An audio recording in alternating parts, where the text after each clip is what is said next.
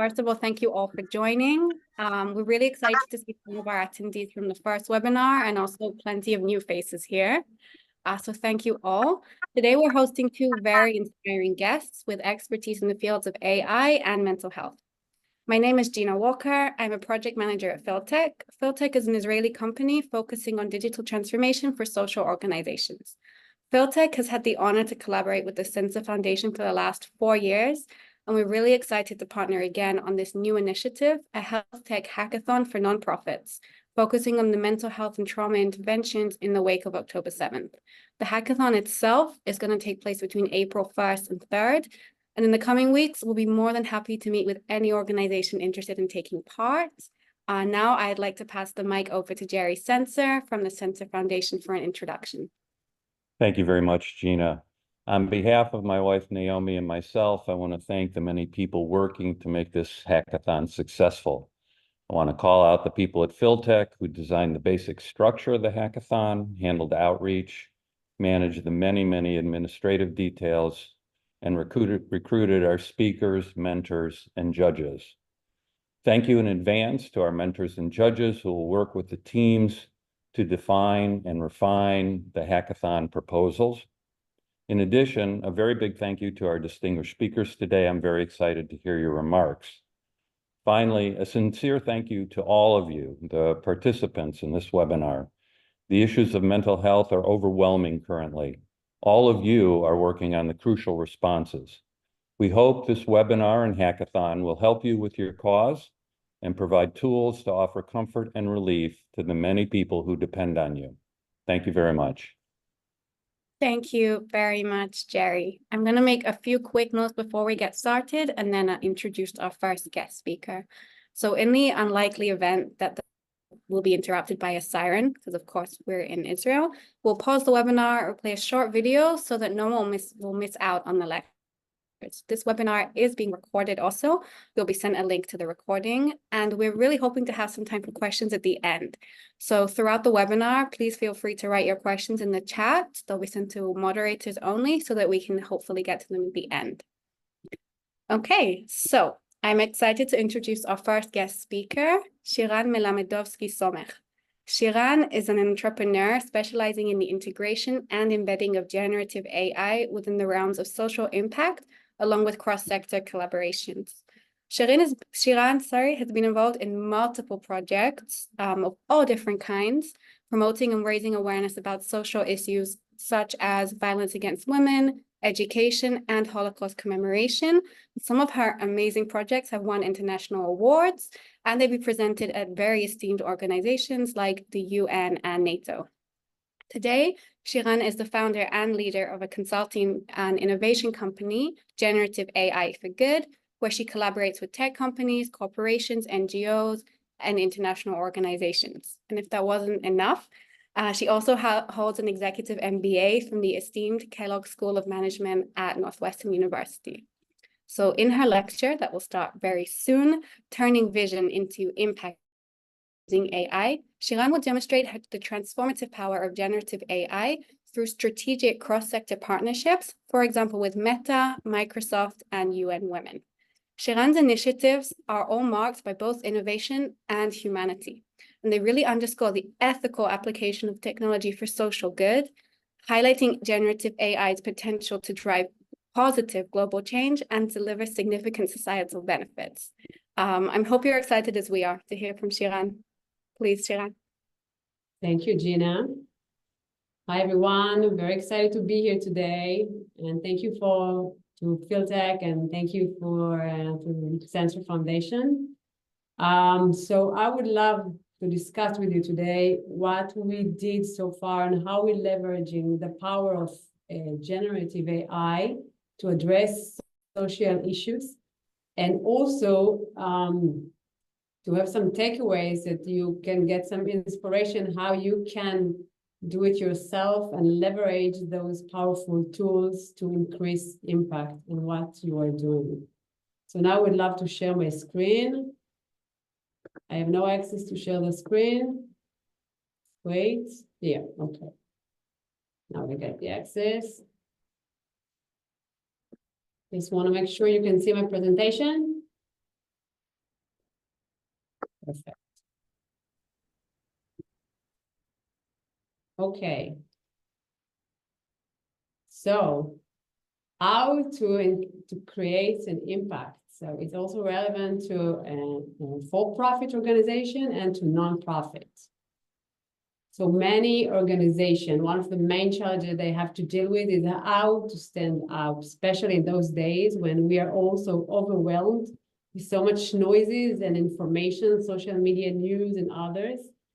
And many organizations wonder how they can increase attention, awareness, and more than that, create emotion and even trust.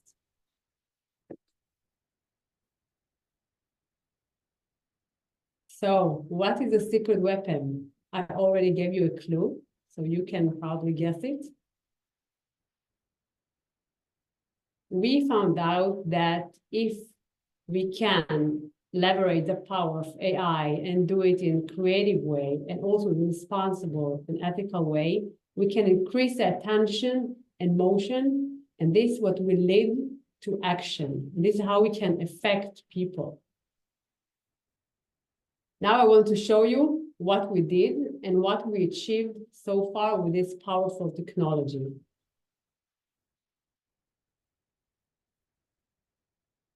So this project named Listen to My Voice, it's very, very special for me. It was my starting point. Before launching this project, I lived a parallel life. I had my day job. I used to work with innovative technologies, with multinational companies, Volvo, Honda, and others, and building commercial relationships. And also I had my night job, as I call it. I used to volunteer in different organizations. I started with legal advice, as I'm an ex-lawyer, and also supporting women at risk, and to be more precise, supporting the prostitute from the street to rehabilitation. So I had a very, very busy life. And but in this project, for the first time, my both world came together. And while I was working with amazing and cutting-edge startup companies, I met a domestic violence survivor that shared her story with the whole country. And by her sharing a story, she creates such a dramatically increase in awareness to domestic violence. And it's got me thinking, what about all the women that are not with us anymore, that killed by their partners? What if we can hear their voice? What we, the society, can learn what happened to them? And at that point, the idea pumped into my head, and I thought, we can use this amazing technology to bring them to life, and we can hear their chilling stories from their own mouths. But at that point, I wasn't sure if this idea was, a genius idea, or maybe insane, or maybe both. So as an entrepreneur, I just get out of the building and started talking to people. So I called my friend, the CEO of DAD, in a tech company, and a friend from NGO named Michal Sela Forum, also the sister of Michal Sela that had been murdered by a partner. And a friend who was a partner in an advertising firm named Dibur. And luckily, they all really loved this idea. And from that day, I got a decision. I quit my job, my day job, and I decided to put all my efforts at this project. And I thought it probably would take 2 to 3 months to come with this project. But because this project was very, very sensitive and complicated, it took me 9 months to launch it, but it was worth it. And as you can see here, we brought back to life 5 diverse Israeli women, each of them from different backgrounds.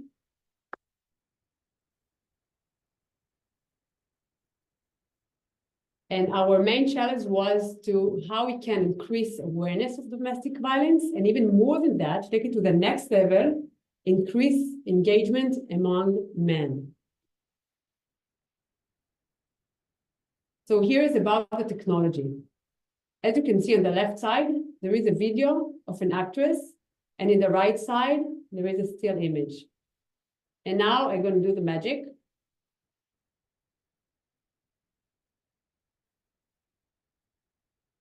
So here you can see how we can transform the facial expression of the actress into the still image. And also add the voice. It could be a text-to-speech, it could be audio file, it could be voice clone. And what we did here in this special and sensitive campaign, we use real actresses. They dub the still image. As I mentioned, this project was very sensitive. So the families were a key part of this campaign, and their involvement and their motivation, that's what makes this campaign to be very, very successful. And here it's behind the thing. We got the support of A-list actresses in Israel. And now, I want to introduce you to Michal. Michal, she was 32 years old. She lived a peaceful life. She lived in a nice village near Jerusalem. She had many friends. She was beloved. She came from a loving family. She was a qualified social worker. She was married and she had a baby daughter. And here, I'm sorry, but please take into account this is a trigger warning. We're going to talk about domestic violence, and sometimes emotional feelings can come out. 4 years ago, her husband stabbed her to death in front of the 8-month-old baby daughter. And for her family and close friends, this murder was a complete shock. And now I want you to hear what Michal has to say. I was Michal Sela. In 2019, I was murdered by the man who was my husband, the killer, Eliran Malul. And today, after I lost my life, I call on you. Listen to my voice. If you are in a relationship or were in a relationship and he is jealous and obsessive towards you, if you are afraid of his reaction to parting from you, share with a close person and a domestic violence expert who will help you separate safely and return to your light. Listen to your gut feeling. Do it today. Listen to my voice. Listen to your voice.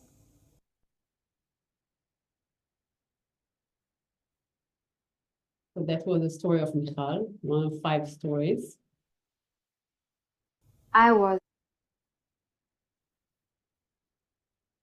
And this campaign was an outstanding success by any measure in Israel. We had 10 million views in just 3 days. The engagement rate was 5 times higher. And most importantly, almost half of the viewers were men that spent the same amount of time watching the videos.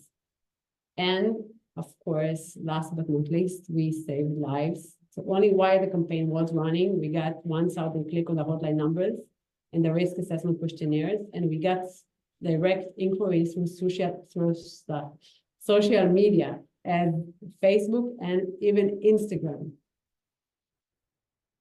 We started on the news. We've been all TV channels in Israel. We were very popular in the Arab sector. Influencers share this campaign. Is the CEO also of Meta in Israel.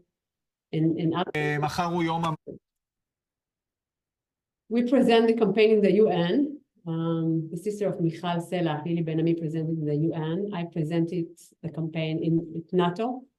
And NATO reached out to me and asked me to come to the headquarters in Brussels, and I say I wasn't sure about how it's relevant to their activities, but they were really impressed how we use AI to combat and support women safely.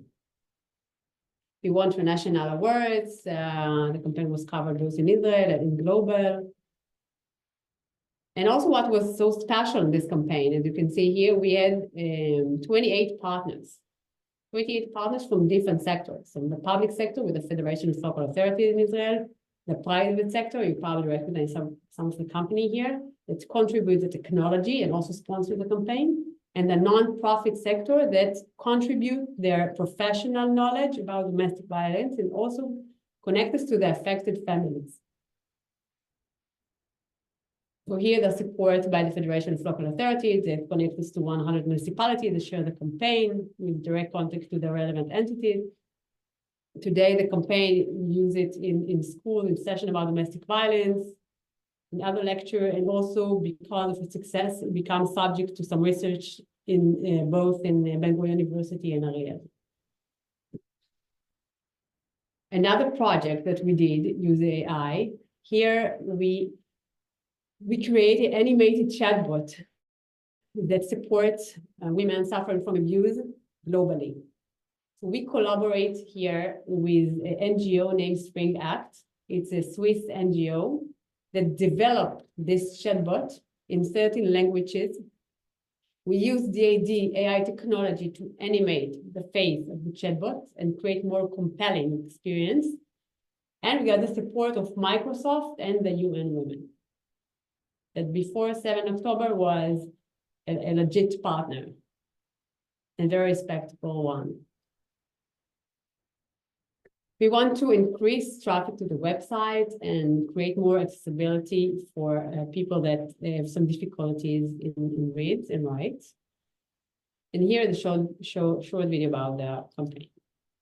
1 in 3 women worldwide, approximately 736 million women, are subjected to physical or sexual violence in their lifetime. Those who experience domestic abuse are often made to feel guilty. They feel alone.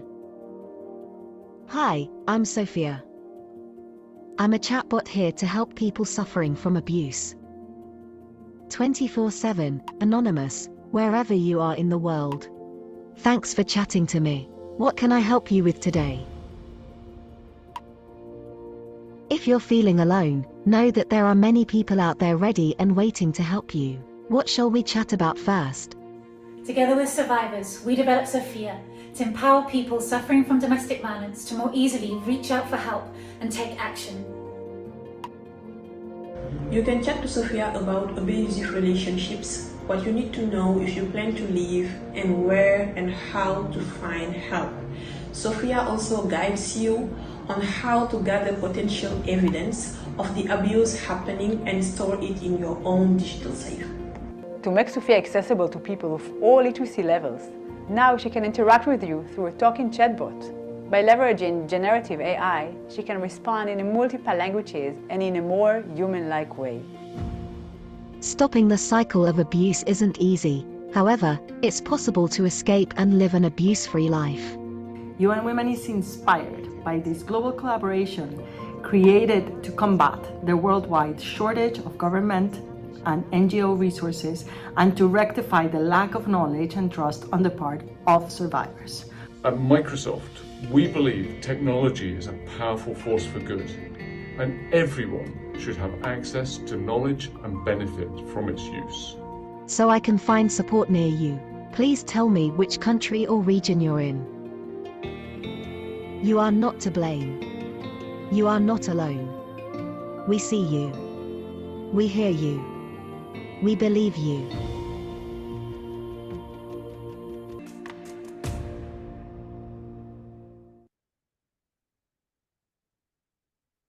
One.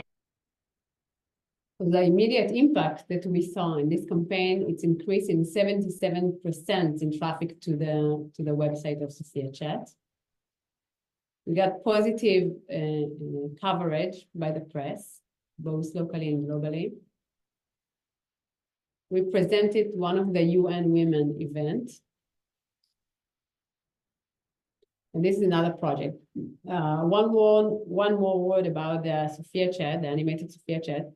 So what you saw is how we animate the face of Sophia on a pre-scripted chatbot. Today, we have the ability also to create the animation of a LLM chatbot as well in a real time. And this is part of a future project that we are already working on. So this is a project we did with the March of the Living. Here we took straight from the pages of the history, 10 heroes that can share their story from their own mouths. And we present it in the main event of the March of the Living in Auschwitz. It was very, very, very, very amazing and inspiring event, very touching one. And here we wanna increase the awareness and highlight the story of the heroes of the Holocaust. And also increase the awareness among world leaders and the young generation. I will show you part of the video, but it's pretty short, it's a pretty long one. In the summer of 1942, the mass only 60,000 Jews at the same time. It was on the 19th of April, 1943, the first night of Passover, that marks the formal start of the Warsaw Ghetto Uprising. Against thousands of marching Nazi German soldiers, 700 young Jewish men and women stood strong, without almost any weapons or experience in warfare. This heroic story will now be shared in their own words.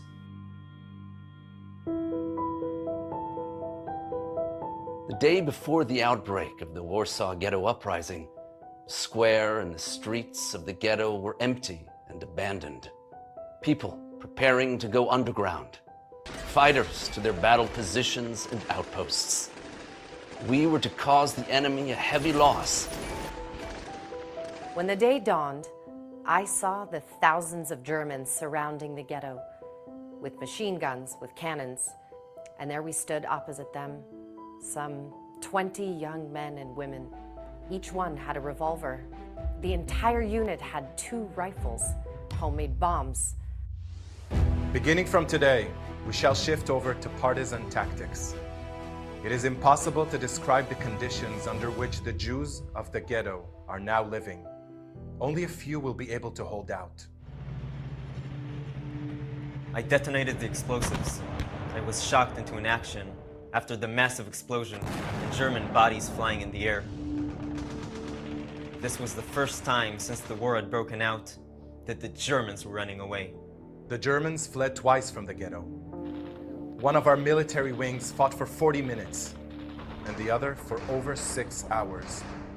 The Germans set fire to the ghetto. Our hidden locations were blown up and we were forced to leave our bunkers. Their fate is decided. In almost all the hiding places in which thousands are concealing themselves, it is not possible to light a candle for lack of air. We decided that night to send a group into the sewer channels. I went as well. We walked for 48 hours. We opened the hole and people began to emerge and to climb into the truck. We brought this group of about 50, 60 people to a different forest that was very far away.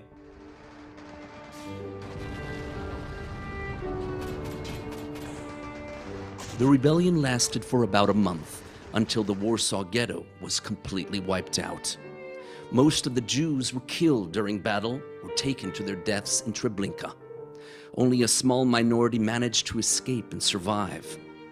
The Warsaw Ghetto Uprising became a source of inspiration for millions of Jews in the ghettos, the camps, and the forests who were still fighting for their lives. The dream of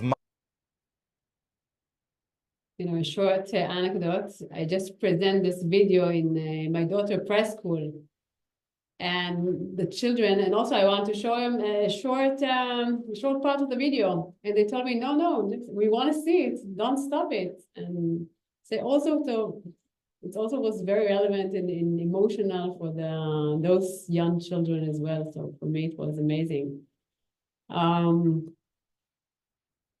So the impact about this project. So we brought back to life 10 heroes, both men and women, in a few different videos. By the way, we have a Hebrew version as well. Also,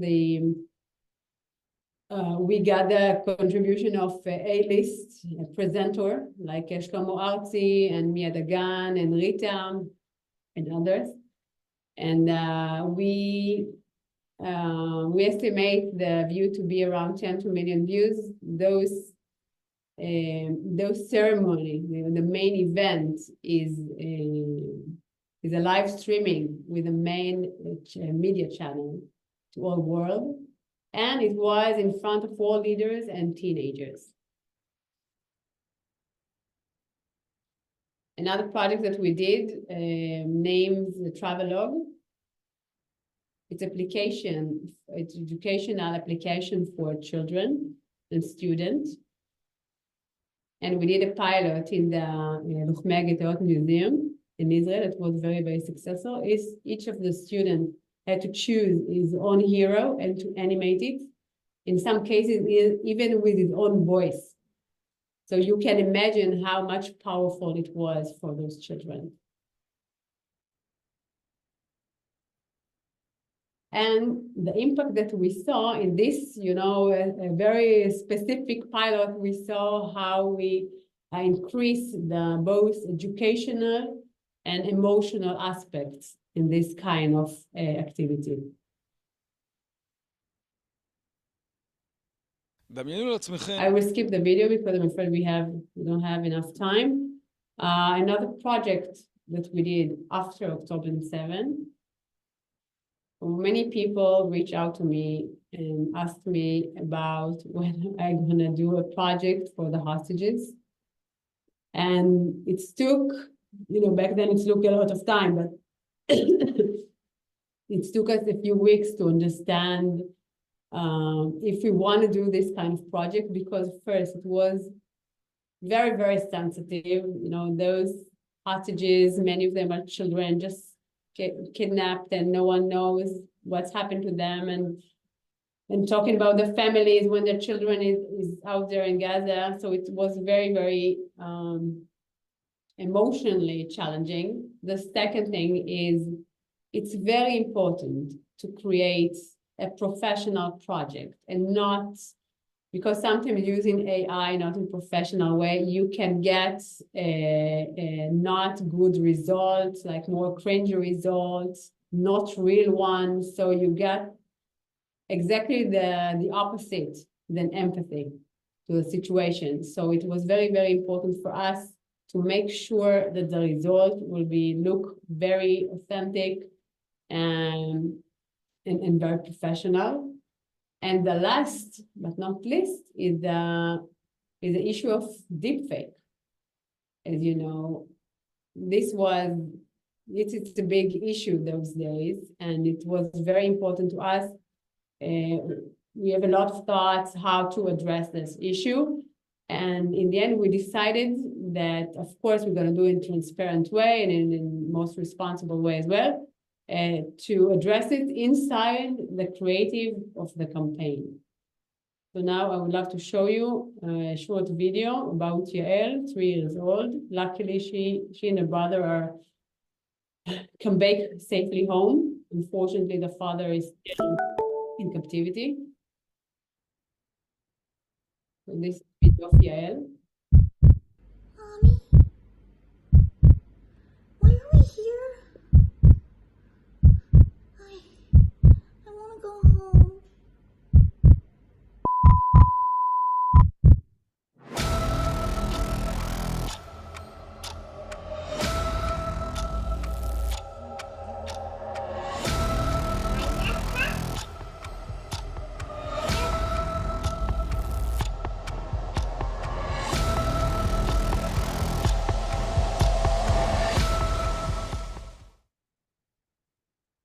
We did it together with the Paris Center for Innovation and Peace and Engel Advocacy Group. Today, the founder of Me Too Unless You're a Jew. And we did it in 2 languages. We create 2 videos in English and 2 in German. Now you're going to see the German version of Neve, Yael brother.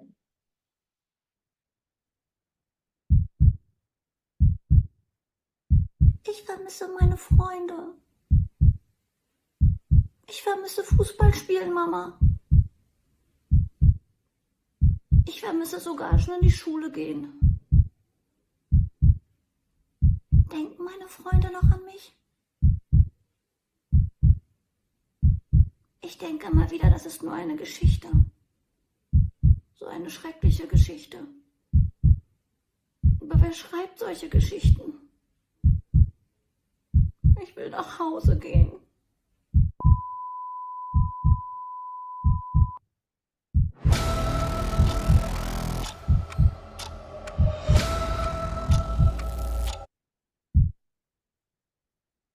I want you to see the grandfather reaction this campaign. The animation video of Nave Niel, it's like an arrow to the heart. It was very, very difficult for him, of course, to see this video, but he really believed in those video, and he also used those video in all the press interview that he had, and also asked us to do those video in German because they have citizenship from Germany as well.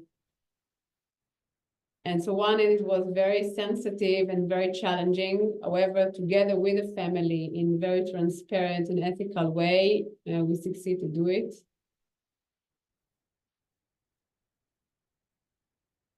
And we gain a lot of attention from the media. And the impact also, we consider to have 2 million views all around the world. We did 2 videos of 2 children in 2 languages. This project we did for democracy. We want to show that the protests here in Israel, people are fighting for democracy. It's not only the protest of the white privileged man. It's all kind of diversity in Israel. I will skip this as well. Also, the impact, this video was very viral. We consider to have 1 million views. We also presented in one of the main ceremony of the Independence Day. And also we had a website that people can create their own sign, animated sign. So what's so unique in all those projects? As you can see here, as I mentioned, it's cross-sector collaboration. We need all partners together. So this is a partner from all of campaign. Of course, each campaign that the relevant partner are coming together. So we have the nonprofit organization. It contributes their knowledge and connect us to the relevant people. And the private sector that we are using contribute the technology and most of the time also sponsor those projects. And the public sector as well, in some of the cases.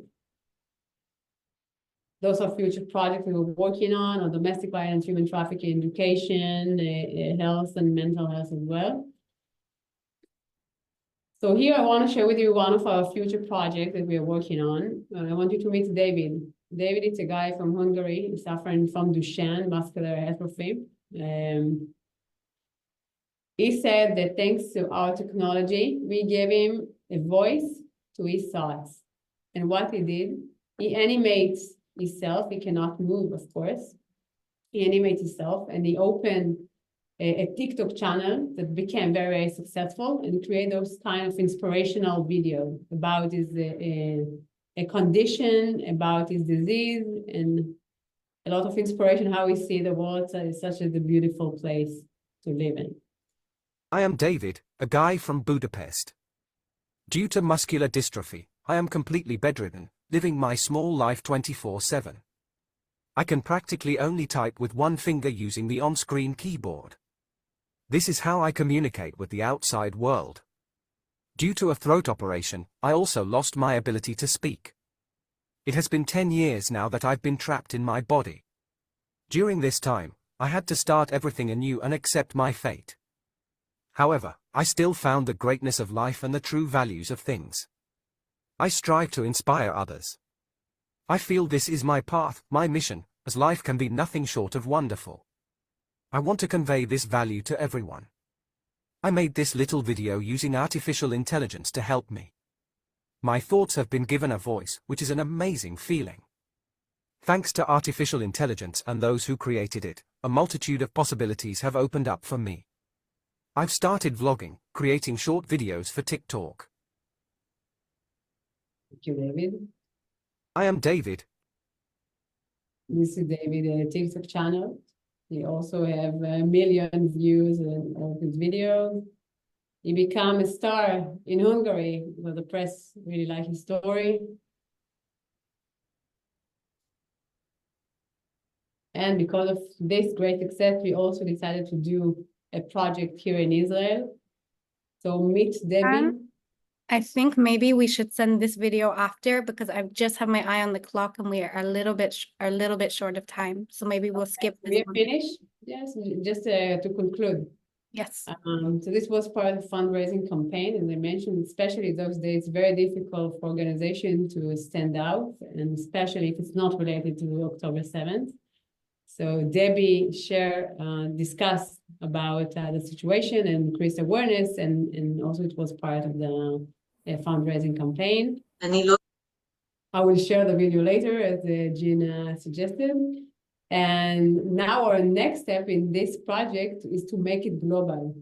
So now we are together with Israel as the NGO here in Israel. We are approaching to the global and the US NGO. We are looking for sponsor partners in relevant domain. And we're going to do it together with DAD AI technology. Thank you. Thank you, Shiran. Thank you so much.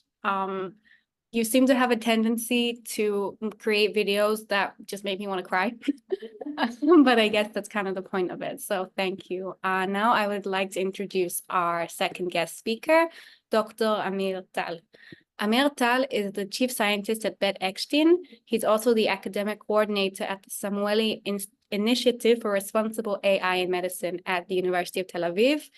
And if that doesn't sound like enough, he's also the chair of the non-profit organization Caregivers Israel. Amir's research focuses on recovery and inclusion, digital mental health, and most recently, responsible AI in medicine. In his presentation, he will outline the compelling reasons why right now is the optimal moment to dedicate your efforts and resources to initiatives that responsibly advance mental health through AI innovations.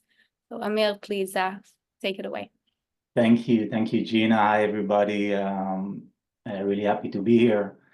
And yeah, in the minutes that I have, I'll try to give you a map the mental health space in general, and specifically for these specific days, and see how can AI assist us to provide better support for people in need. So let's go. Let's start. There we go. I hope that you can see my presentation. Yep, and I will. Yeah, thank you. And I will start with things that will not surprise you, I think, but those are the basis of why, as you mentioned, we need to address the issue of mental health, and specifically why we should use AI and other technology to augment the current solutions. And we'll start with some numbers. Mental health conditions are really prevalent around the world, as you can see. Almost 1 billion people are dealing with mental health conditions. You can see that about 30%, a little bit more of the population is dealing with anxiety disorder, and with depression, almost 30%, and depression is actually the first reason for disability worldwide. That is to say, there is a lot of needs in terms of mental health conditions, and I will discuss later why it's happening. While there are a lot of people that are dealing with mental health conditions, we see that a lot of them, I mean, almost most of them, do not receive treatment.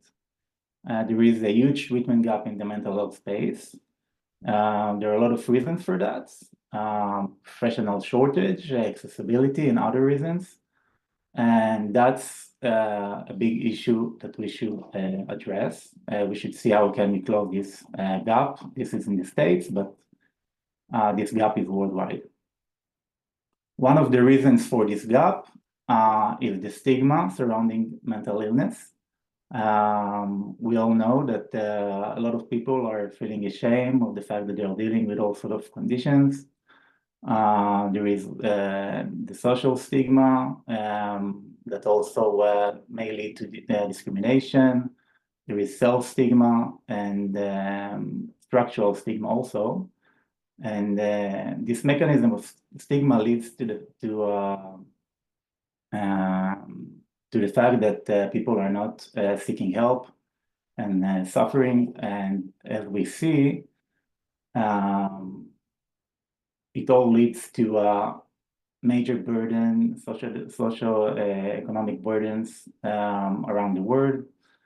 Those figures are from the United States, but again, it's like global. And unfortunately, we see that people with mental illness, with mental health conditions are living much less than persons without mental health conditions. And we should definitely address that, about 25 years early death. Now we're going to go back to Israel. I don't need to elaborate, I think, on the massacre of October 7th and what happened afterwards. But the studies that have been conducted thus far shows us that in Israel, people are dealing with a lot of distress. As you can see, post-trauma depression and general anxiety disorder almost doubled. And as a result, a lot of people are looking for all sorts of solutions, medications, but also other solutions. And the needs are really high. And as I mentioned before, the treatment gap was here even before the war, but now it's even worse.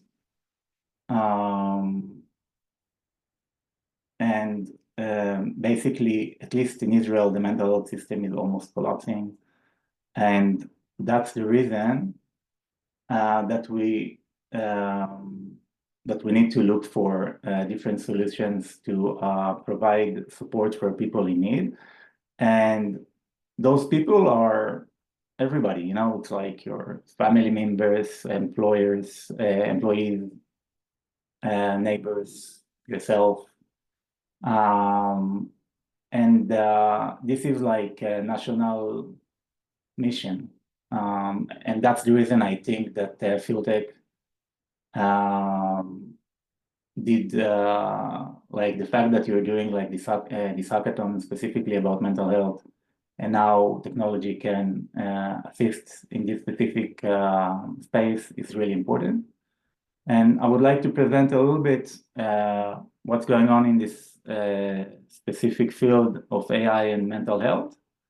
And I hope that is going to provide you some ideas on how to approach this specific field. Never mind if you're an organization that is directly dealing with mental health or not. It doesn't really matter, because again, it's a national and global issue. So yeah. So as we can see here in this slide, the AI mental health treatment market is growing dramatically. And again, you can see the figures. In the next, the predictions that in the next 8 to 10 years, we're going to see a lot of investments in the field. And we already see, as Shiran mentioned before, a lot of efforts to promote the field. So, and I'm gonna soon I will give you some examples. And once the market is growing, we see that also people are more open to use AI and generative AI to promote their mental health. So if we're gonna map the main categories in the field, so there are about 6 main categories.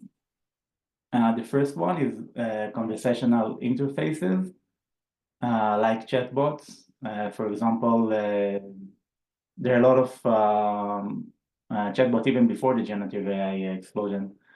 We saw a lot of chatbots that provide some kind of like a structural treatment, such as cognitive behavioral therapy and DBT and other techniques, and also providing a lot of psychoeducation and knowledge to people that are in need. Again, I'm going to say it more than once.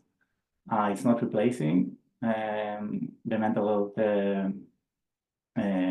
professionals, but again, it's like an augmentation to the current services that, again, are not enough. So one thing is the conversational interfaces. And another thing that we see recently is the fact that a lot of people, I mean, most of the people in the world have a smartphone and other smart wearables and other things that allow us to follow their just a second. Yeah, so there is in the mental health space, there is something that calls digital phenotyping, which is something that we can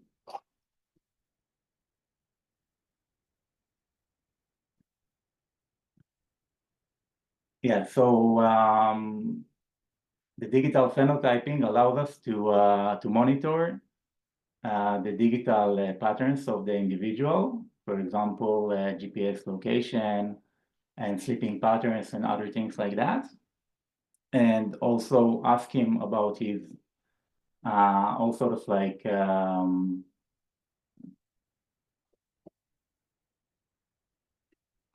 like questionnaires, and in that sense we get a better sense of his needs, and we can follow both the diagnosis process and also the treatment process. And that also leads us to early detection of the diagnosis, and also allow the mental health professionals, but not only, to get like support tools that can again predict risk, tailor treatments. And I think that personalization is one of the main things that the AI can allow us to do better. Other things that we see in the field is using extended reality, such as VR and AR, and also better way to do the documentation, and basically AI can assist us to reduce the burden of administrative work. We can see the companies I mentioned, some of them. Elias Health Israeli is also Behave Evidence when I was talking about the digital phenotyping. And yeah, there are a lot of this ecosystem is getting more and more advanced. So I think that it's a good idea to look into all sort of initiatives in the field, and to learn from them, and also to think what is the added value that you can bring. Recently, the WHO published a really nice report about a large multimodal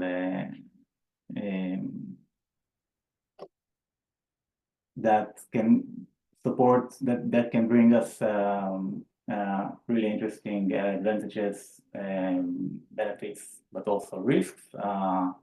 This is in the diagnosis and clinical care, and also patient-guided use, as I mentioned before, administrative work, medical and nursing education, and scientific research and drug development. Obviously, there are a lot of risks that we should take into consideration when we're trying to develop or to implement AI in the mental health space. Again, I refer you to the report, the recent report of the WHO, but you can see that definitely the fact that we want those tools to protect the autonomy of the individual. I want to do well. I mean, to promote human well-being and safety. We want to be sure that those tools are transparent, and that we can explain to the individual what they're doing behind the scenes, and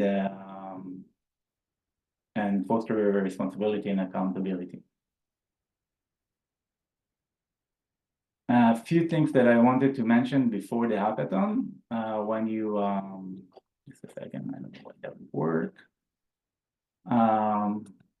Yeah. So when you're thinking about a solution in the space of AI and mental health,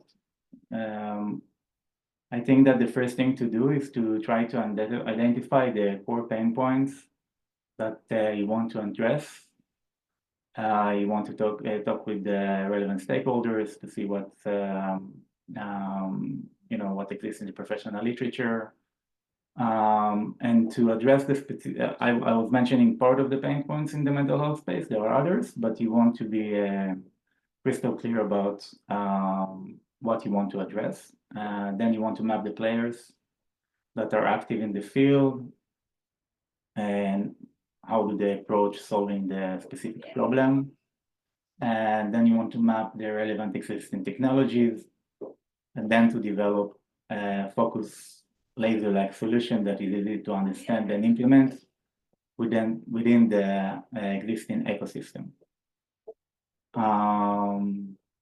Yeah, so what I was trying to do in this specific presentation is to present you in brief the current pain point in the mental health space, to show the potential and the risks of AI, whether it's generative AI or other technologies in this field. And hopefully it's going to give you some ideas and will encourage you to try and come up with interesting solutions that will assist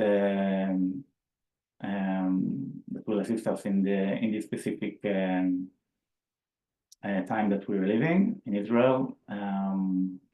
And yeah, that's about it. Neil, thank you so much. This is such an interesting field, and it's great to get an introduction from someone who's really in the depth of it. So we have a couple of minutes left for questions. We have a few that were asked in advance, and please, this is your time to write questions in the chat. So let me see. We have a question. Every day we see new AI tools going out to the market. How fast does something that we can build today, how fast will it become obsolete? Emil, what do you think?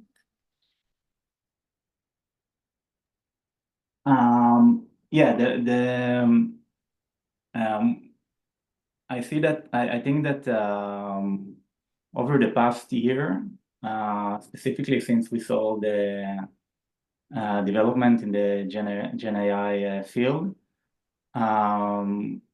the fast that the pace and the dynamic of the things that are happening are really impressive. And also in our research, we always think, okay, now we're gonna study something that may be not relevant in 6 months. So that's really a challenge. And yeah, I think that we should be like informed of what's going on in the space, and things will happen fast and even faster, I think, in the future. So that's definitely a challenge. Okay. Yeah, it's definitely a challenge. And another question I think is also for you. How do you ensure that a mental health solution that's driven by AI is culturally sensitive and tailored to diverse populations? Shiran, you might also want to answer this one. Yeah, I think that one of the risks, as I think I mentioned in one of the slides, were like bias and discrimination, because right now the solutions are based on the existing data sets, and some of them are not representative enough of specific cultures or conditions and other things. That so yeah, for sure. First of all, we need to make sure that the data sets are representative of all the basically cultural aspects, and we need to be aware. And I think that one of the things that we need to do is, when we're developing new tools, is that to make sure that first of all stakeholders are part of it, and to be really aware of of the fact that we want to, I think that it's also an opportunity. We talked about stigma and about discrimination. I think it's an opportunity to fix or to reduce the current stigma that's happening by creating more responsible and fair AI solutions in that sense. Thank you. Shiran, would you like to add anything? Yes, but I'm afraid that you will need to say it again, the question. We can repeat Yeah, it. for sure. How do you ensure that AI-driven interventions for mental health are culturally sensitive while also being tailored towards diverse populations? It reminds me a lot of what you did with Sophia Chat. So also I can share with you about the process that we did. I think Sophia Chat is a good example because we started with a pre-scripted chatbot. At that point, there was already the LLM, the word exists. However, because this is a very sensitive topic and we are talking about people's lives here that could be at risk. So a year ago, so we decided to stay with the pre-scripted Sophia Chat. However, today we can make more accurate chatbot using dedicated data and also using LLM like ChatGPT much more easily and make sure with the right prompt and the right expert and the right data to get a much more accurate, almost 100%, you can never say 100%, right? Almost 100% accurate answer to those population. Okay, thanks. And one more question, since we have a minute left, for both of you. Are there any specific skills or knowledge that nonprofit staff should develop in order to collaborate effectively with AI specialists, AI experts when applying AI into their work? I think for my experience, it could be a good idea if each NGO, first of all, will be aware of those superpower of generative AI and what it can do with. And the next step, you should have a team expert or a dedicated person in the organization that will not have to necessarily have a technical background, but it should be a dedicated function in the organization to do all those kinds of collaboration and how to adopt AI inside the organization. Great, thank you. Amira, anything to add? I agree. I think that, yeah. Me too. Okay, well, thank you everyone for joining, really. A last note before closing. So the hackathon will take place between April 1st and 3rd. The deadline to apply is March 11th, so the clock is ticking. Please mark your calendars. If you're interested in joining, our team at Philtech will be really happy to answer any of your questions and be in touch during the application stage. And so that's it. So thank you. Thank you to the Sensor Foundation, Shiran, and everyone else for your active participation. Wishing you a great rest of the day or evening based on where you are. Bye. Thank you.